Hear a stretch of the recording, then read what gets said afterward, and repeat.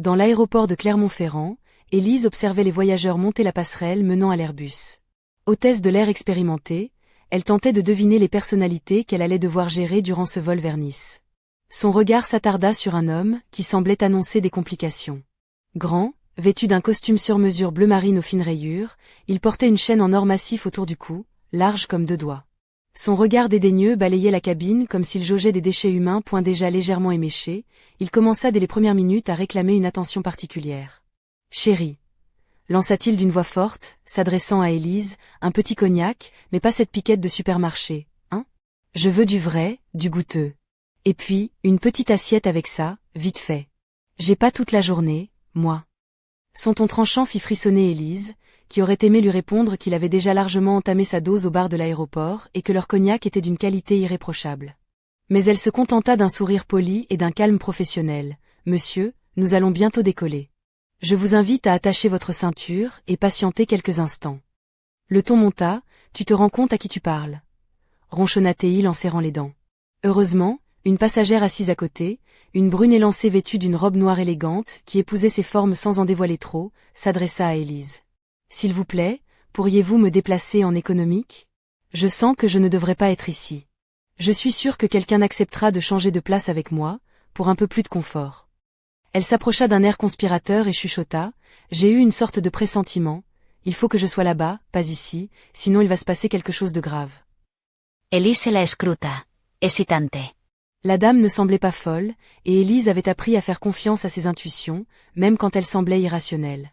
Le businessman, entendant le mot « pressentiment », éclata d'un rire sarcastique. « Qu'est-ce que tu vas nous sortir, que le business class sombre dans l'abîme et que l'écho survit. Quelle bande de folles, vous les femmes. » Puis, se tournant vers Élise, il ajouta d'un air impatient, « J'espère que dès qu'on sera en l'air, tu me serviras à boire et à manger, hein. » Dans la cabine économique, Élise remarqua un vieil homme aux cheveux argentés, assis, les yeux fermés. Elle posa doucement une main sur son épaule et lui proposa, « Monsieur, souhaitez-vous passer en business? Vous aurez bien plus d'espace pour vous reposer. » À sa grande surprise, le vieil homme ne refusa pas. Elle se sentit soulagée, pensant qu'au moins un problème était réglé. Mais tout bascula quand le businessman alcoolisé vit qui allait s'asseoir à ses côtés. « Vous êtes sérieux? Pourquoi je devrais payer une fortune pour me retrouver à côté d'un clochard? » s'écria-t-il, rouge de colère. Le vieil homme sembla reculer, prêt à retourner à son siège, mais Élise, calme, lui répondit, « Ne vous inquiétez pas, je vais gérer ça. » Preenez Place. L'avion se prépara au décollage. Élise s'adressa au colérique. « Encore quelques minutes, monsieur, et dès que nous serons en vol, je vous apporterai tout ce que vous souhaitez. J'espère que ça vous calmera un peu. » Il lui lança un regard noir, puis se détourna vers le hublot. Dès que l'avion fut en altitude, le businessman commença à harceler Élise toutes les 5 minutes avec ses demandes. Elle espérait qu'une fois rassasié et sa dose d'alcool absorbée, il finirait par s'endormir. Mais non. Il redoubla d'agressivité et ne cessait d'insulter le vieil homme. Désespéré, Élise eut soudain une idée. Elle alla voir la mystérieuse femme en robe noire et lui demanda à voix basse, « Pourriez-vous m'aider? Ce monsieur ne veut pas se calmer et pourrit le voyage du vieil homme. Peut-être pourriez-vous lui prédire quelque chose qui le ferait taire un moment? » La femme leva ses yeux noirs comme du jais, d'un éclat intense et pénétrant. Souriant mystérieusement, elle se leva et, discrètement, murmura au businessman, « Laissez-moi lire votre avenir. » Il ricana, « Allez, voyons ce que tu vas me raconter, sorcière. » La voyante regarda longuement sa paume, puis commença à évoquer des malheurs qui l'attendaient s'il ne cessait pas de boire. Fou de rage, l'homme arracha sa main et cracha. « Tu te prends pour qui? Une charlatane. Tu veux juste me plumer. » La femme tourna les talons sans mot dire et retourna en économique. Élise brûlait d'envie de remettre à sa place ce misérable. Mais elle était au travail. Peu après, le businessman pâlit soudain. Ses yeux se révulsèrent. « Élise, il faut appeler quelqu'un, je crois qu'il fait un infarctus » cria-t-elle à sa collègue. Elle se précipita pour coucher l'homme en position allongée. Le vieil homme, celui-là même qui l'harcelait, lui fit signe de s'éloigner, puis se mit à pratiquer un massage cardiaque avec une compétence étonnante, comme s'il sauvait des vies depuis toujours. Il sortit une petite boîte de sa sacoche et lui fit avaler un comprimé. Un silence de mort s'abattit dans la cabine. Élise se tourna vers les passagers, « Tout va bien. Heureusement, parmi nous se trouve un véritable héros. » Les applaudissements fusèrent, et le vieil homme rougit, « Oh, ce n'est rien. J'ai été ambulancier pendant des années. J'ai vu pire que ça. » L'homme resta immobile un moment, puis ouvrit les yeux et murmura « Écoute, grand-père, pardon pour tout ce que je t'ai dit. Merci de m'avoir sauvé la vie. » Le reste du vol, il ne dit plus un mot. Élise jeta un regard à la voyante, comprenant que celle-ci avait pressenti cette scène et demandé le changement de place pour que le vieil homme soit là au moment crucial. S'approchant doucement, elle demanda « Vous saviez tout ça ?» La femme sourit à peine, on ne change pas le destin. Parfois, il faut juste se taire et laisser la vie faire son œuvre. L'homme s'appelait Pierre Dumont, ancien ambulancier, voyageant pour identifier le corps de son fils disparu. Élise sentit son cœur se serrer face à cette douleur silencieuse. Mais un mystère plus grand les attendait encore. Le soleil déclinait lentement sur Clermont-Ferrand lorsqu'Élise retrouva Pierre Dumont à la sortie de l'aéroport. À ses côtés, se tenait un homme d'allure distinguée, la cinquantaine bien sonnée, aux cheveux poivre et cils soigneusement coiffés, vêtu d'un costume gris clair et d'une cravate bleu roi. Il se présenta d'une voix calme et posée. « Je m'appelle Arthur Lefebvre, le directeur de la société pour laquelle travaille votre fils. J'ai reçu pour consigne de vous accompagner et de vous aider dans vos démarches. » Pierre, visiblement soulagé, hocha la tête en silence. Élise, intriguée, observa les deux hommes. Arthur dégageait une aura différente de celle du businessman alcoolique du vol. Il semblait posé, presque paternel, mais un éclat dans ses yeux trahissait une détermination froide. Ils prirent la route vers un bâtiment grisâtre, un ancien institut médico-légal aux murs craquelés, situé en périphérie de la ville. Le vent soufflait légèrement, faisant danser les feuilles mortes sur le bitume. Pierre serrait la poignée de la porte d'entrée, ses mains tremblantes, tandis qu'Élise posait une main rassurante sur son épaule. À l'intérieur, l'atmosphère était pesante, presque oppressante. Le couloir principal, éclairé par des néons blafards, résonnait du bruit des pas et des murmures lointains. Pierre s'arrêta devant une porte close, prit une profonde inspiration, puis la poussa lentement. La pièce contenait plusieurs corps, recouverts de draps blancs, alignés comme dans un cimetière de marbre froid. Soudain, Pierre se figea, le regard fixé sur un corps en particulier, recouvert d'un drap élimé. Il murmura, la voix brisée, « Ce n'est pas lui. » Élise sentit une boule se former dans sa gorge. Elle échappa à un soupir de soulagement mêlé d'inquiétude. Qui était donc ce corps? Alors? Et où était passé son fils? Arthur, qui les accompagnait, fronça les sourcils et s'approcha. « Nous allons devoir approfondir les recherches, » annonça-t-il d'un ton grave. Mais il y a autre chose. Avant qu'il ne puisse en savoir plus, un bruit sourd retentit dans le couloir. Élise se retourna vivement, juste à temps pour voir deux hommes imposants, vêtus de costumes sombres, s'approcher d'un pas rapide.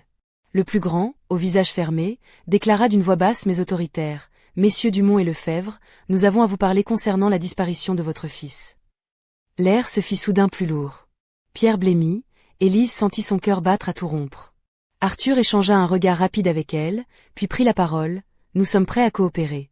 Mais avant tout, dites-nous ce que vous savez. » L'un des hommes sortit une carte de visite et la tendit à Élise. « Si vous découvrez quoi que ce soit, appelez-nous immédiatement. C'est une affaire délicate. » Le mystère s'épaississait. Pourquoi ce silence autour de la vérité? Qui voulait étouffer l'affaire? Et surtout, où se trouvait le fils de Pierre Dumont? Alors qu'il quittait le bâtiment, Élise remarqua un détail troublant. Arthur Lefebvre jetait des regards furtifs derrière lui, comme s'il craignait d'être suivi. Une ombre planait sur cette histoire, plus sombre et plus dangereuse qu'elle ne l'aurait jamais imaginé. Dans le taxi qui les ramenait, Pierre murmura. « Je sens que cette enquête va nous mener bien plus loin que ce que je pensais. » Élise, le regard fixé par la fenêtre, pensa à la mystérieuse voyante. Était-elle la seule à pressentir l'orage qui s'abattait sur eux? Quel secret cachait Arthur Lefebvre? Et pourquoi le vol avait-il ressemblé à un prélude à un jeu bien plus cruel? La nuit tombait sur Clermont-Ferrand, enveloppant la ville dans son manteau d'ombre, tandis qu'une tempête silencieuse s'annonçait, prête à bouleverser à jamais leur vie.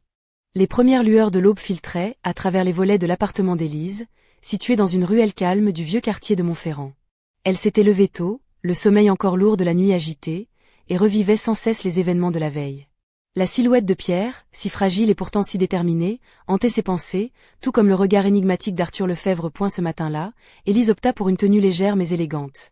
Une robe en soie bleu nuit qui épousait délicatement ses courbes, dévoilant subtilement sa nuque délicate, rehaussée d'un collier fin en argent.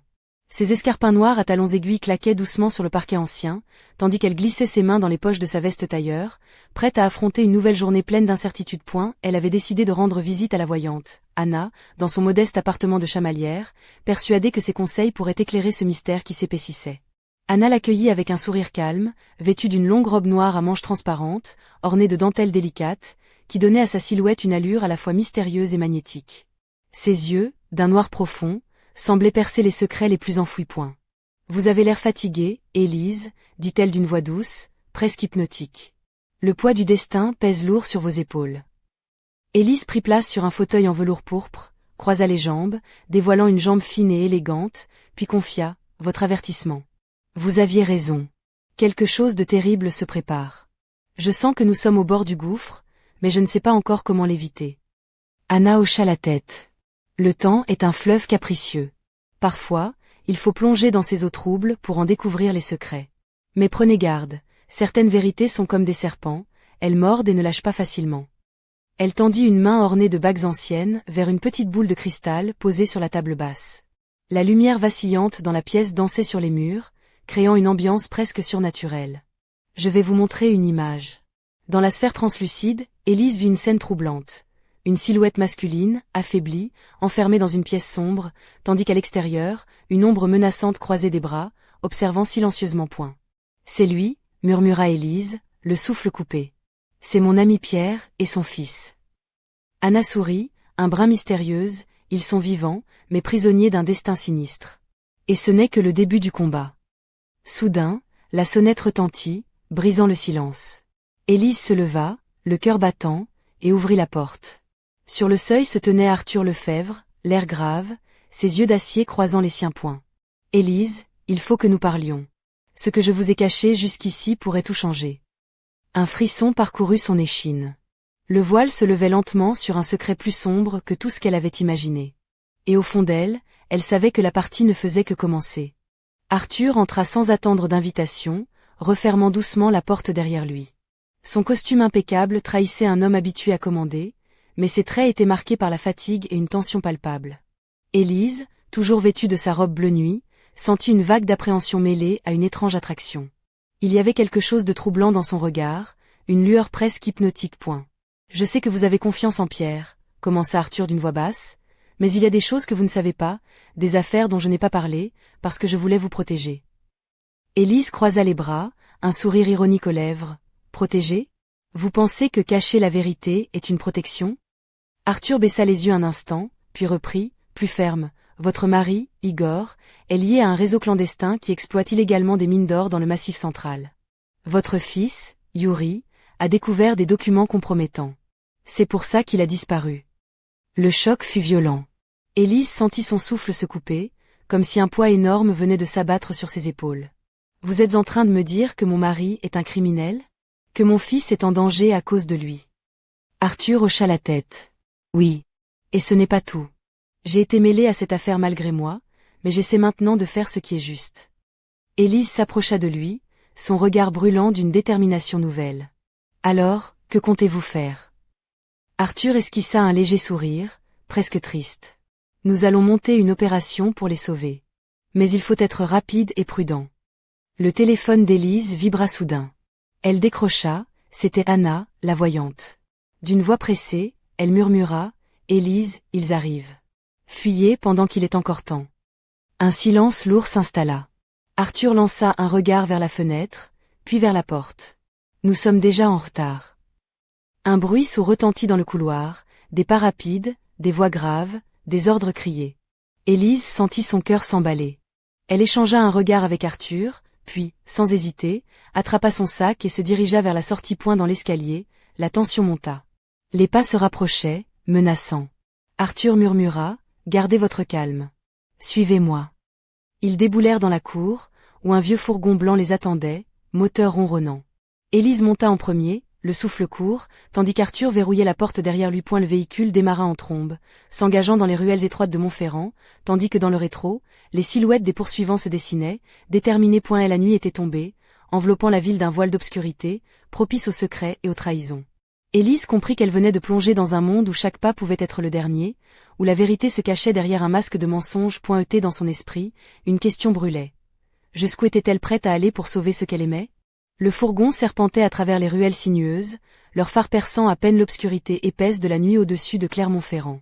Élise, assise à côté d'Arthur, sentait son cœur battre à tout rompre, tandis que chaque vibration du véhicule résonnait comme un tambour d'alerte dans sa poitrine.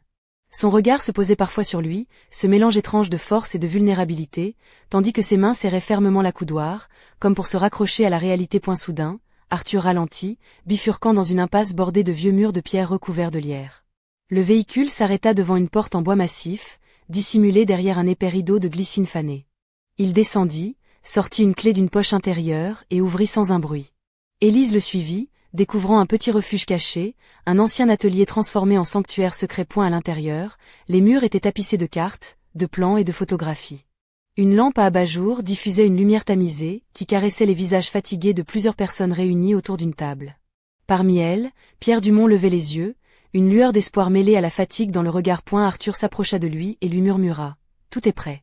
Nous avons une fenêtre d'action limitée. » Pierre hocha la tête, puis se tourna vers Élise. « Merci d'être venue. Sans vous, je ne sais pas si j'aurais tenu le coup. » Élise esquissa un sourire, sentant une chaleur naître en elle, malgré l'angoisse qui pesait sur tous. Elle remarqua alors Anna, la voyante, appuyée contre un mur, observant la scène d'un air grave, ses doigts effleurant distraitement un pendentif en forme d'œil. « Votre intuition nous a sauvés, » dit Élise en s'adressant à elle, un brin d'admiration dans la voix. Anna répondit par un sourire énigmatique. « Parfois, il faut juste savoir écouter ce que le silence murmure. » Soudain, un bruit sourd retentit à l'extérieur. Tous se figèrent. Une voix grave s'éleva dans la nuit, « Ici la gendarmerie. Ouvrez immédiatement. » La pièce se remplit d'une tension électrique. Arthur se pencha vers Élise, « Ils savent où nous sommes. Il faut agir maintenant. » Le groupe se dispersa avec une coordination parfaite. Élise suivit Pierre et Anna à travers une trappe dissimulée dans le sol, descendant dans un tunnel étroit qui semblait mener vers la liberté. Ou vers un piège. Alors qu'ils s'engouffraient dans l'obscurité humide, Élise jeta un dernier regard vers la lumière vacillante de l'atelier. Une pensée l'assaillit. Dans cette lutte pour la vérité et la justice, chaque pas pouvait les rapprocher du salut, ou de la chute fatale. Dans l'ombre, une silhouette les observait, un sourire cruel aux lèvres, prête à frapper au moment où ils s'y attendraient le moins. Le tunnel exhalait une odeur de terre humide et de vieux bois, tandis qu'Élise, Pierre, Anna et Arthur avançaient prudemment, leurs pas résonnant faiblement contre les murs de pierre. La lumière de leurs lampes torchées dessinait des ombres mouvantes, donnant vie à des formes inquiétantes dans ce labyrinthe souterrain. Élise sentait son souffle se faire court, non seulement à cause de l'effort, mais aussi de l'angoisse qui montait. Chaque bruit, chaque craquement semblait décuplé. Elle serra un instant la main de Pierre, cherchant dans ce contact un peu de réconfort. Soudain, un grondement sourd fit vibrer les parois du tunnel. Anna s'arrêta net, ses yeux sombres scrutant l'obscurité devant eux. « Nous ne sommes pas seuls, » murmura-t-elle, la voix tremblante d'une vérité qu'elle aurait voulu ignorer. Un éclair de lumière jaillit alors, suivi d'une silhouette massive qui surgit des ténèbres, armée d'une lampe torche et d'un pistolet. « Halte !» ordonna une voix rauque. « Vous êtes encerclés. » Pierre recula, surpris, tandis qu'Élise sentit la peur s'emparer de ses jambes. Mais avant que la tension ne puisse exploser, une autre voix s'éleva, plus ferme, pleine d'autorité. « Laissez-les passer, capitaine. » C'était Arthur, qui s'avança, les mains légèrement levées en signe de paix. « Nous ne sommes pas vos ennemis. » Le capitaine hésita, puis baissa lentement son arme. « Qui êtes-vous » demanda-t-il, méfiant. « Je suis Arthur Lefebvre, » répondit-il calmement, « et nous sommes ici pour sauver des vies. » Le capitaine lança un regard vers ses hommes, puis fit signe à ces derniers de reculer. Le groupe reprit sa progression, mais l'atmosphère restait électrique. Chaque pas étant un défi lancé à l'inconnu. Après ce qui sembla une éternité, ils débouchèrent enfin sur une pièce plus vaste, éclairée par une faible lumière artificielle. Là, dans un coin, un jeune homme amaigri, le visage marqué par la peur et la fatigue, était assis, les mains liées. Élise sentit son cœur se serrer. C'était Yuri, le fils de Pierre.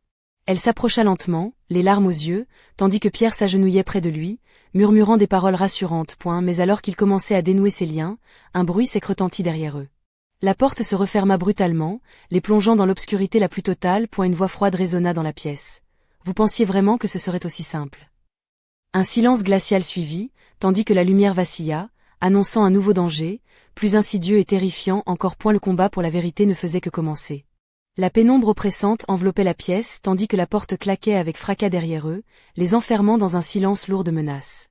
Élise sentit son souffle se suspendre, ses doigts tremblants cherchant à tâtonner pour rallumer la lampe torche de son sac, mais la lumière refusait de s'allumer. Autour d'eux, seul résonnait le souffle court de Yuri et les battements affolés de son propre cœur. Dans cette obscurité presque palpable, une voix glaciale s'éleva, tranchante comme une lame. « Vous avez été bien naïf de croire que vous pourriez tout contrôler. » Arthur avança d'un pas, ses traits d'ordinaire si impassibles maintenant marqués par une colère contenue. Qui êtes-vous? Que voulez-vous? Un ricanement sourd répondit, suivi d'un cliquetis métallique qui fit frissonner Élise.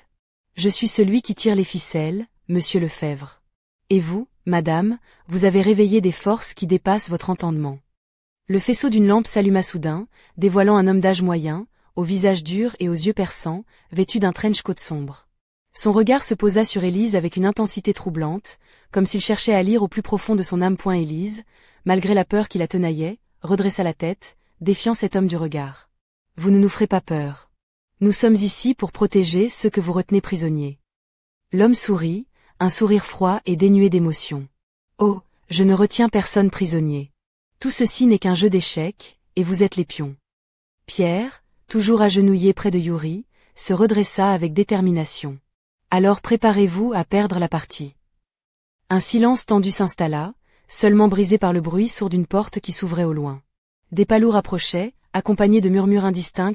Sous le regard inquiet d'Élise, Anna s'avança, sa voix douce mais ferme résonnant dans la pièce. Le destin est une toile fragile, et parfois, il suffit d'un fil pour tout défaire. Soudain, un éclair de lumière illumina la pièce. La porte s'ouvrit brusquement sur un groupe d'hommes en uniforme, armes au poing. Parmi eux, le capitaine du tunnel, l'air solennel. Police judiciaire, tout le monde au sol. Ordonna-t-il. L'homme au trench coat leva les mains, un rictus amer aux lèvres. Vous avez gagné cette fois. Mais le jeu n'est pas terminé. Alors que les menottes claquaient, Élise sentit une vague de soulagement mêlée à une détermination nouvelle. Ce combat pour la vérité, pour la justice, venait à peine de commencer. Était dans son esprit, une promesse silencieuse. Rien ni personne ne l'arrêterait, pas même les ombres les plus sombres. Le soleil perça timidement à travers les persiennes du petit appartement d'Élise, baignant la pièce d'une lumière douce et dorée. Après cette nuit éprouvante, elle se tenait devant la fenêtre, une tasse de café chaud entre les mains, le regard perdu dans les rues encore calmes de Clermont-Ferrand. Autour d'elle, les souvenirs de l'enfer souterrain semblaient déjà appartenir à un autre monde. Pierre, désormais libre et affaibli, reposait dans la chambre voisine, tandis que Yuri, lentement rétabli, reprenait peu à peu des forces. Anna, toujours présente, avait retrouvé une sérénité mêlée d'espoir, comme si le voile du mystère commençait à se lever. Élise s'habilla avec soin. Une robe crayon couleur bordeaux, soulignant ses courbes avec élégance, des escarpins noirs à talons fins et un pendentif discret en forme de croix. Ce soir, une réunion importante les attendait. Un rendez-vous avec les autorités pour faire éclater la vérité au grand jour. Alors qu'elle quittait l'appartement, son téléphone vibra. Un message d'Arthur, nous avons une piste pour retrouver le reste du réseau. Il faudra être prêt. Un frisson parcourut son échine. Ce n'était pas la fin, mais un nouveau commencement. Dans le hall de l'immeuble, une silhouette familière l'attendait. Lev, l'officier de police au regard bienveillant et au sourire rassurant. Prête pour la prochaine étape? Demanda-t-il. Élise acquiesça, le cœur battant. Ensemble, ils se dirigèrent vers la voiture, tandis que derrière eux, la ville s'éveillait doucement, ignorant encore les tempêtes à venir. Mais au fond de son esprit, une question demeurait, qui tirait encore les ficelles dans l'ombre. Et jusqu'où cette toile d'intrigue allait-elle s'étendre? Le rideau tombait sur ce chapitre, mais l'histoire, elle, continuait de s'écrire. La nuit enveloppait doucement Clermont-Ferrand lorsqu'Élise, vêtue d'une élégante veste noire cintrée sur une blouse en soie ivoire, posa délicatement ses talons aiguilles sur le pavé humide. Son foulard en soie rouge flottait légèrement au vent frais, ajoutant une touche de mystère à sa silhouette élancée. À ses côtés, Lev, le policier au sourire rassurant, ajustait son trench coat tandis qu'il s'engageait dans les ruelles étroites du centre-ville. Leur destination était un café discret, un lieu réputé pour accueillir des rencontres confidentielles. À l'intérieur, une lumière tamisée baignait les murs ornés de vieux clichés de la ville. Une ambiance feutrée où murmures et regards échangés pouvaient peser lourd. Assis à une table, un homme aux cheveux grisonnants et aux yeux perçants les attendait. C'était un informateur de Lev, un ancien employé d'Arthur Lefebvre, qui avait décidé de briser le silence.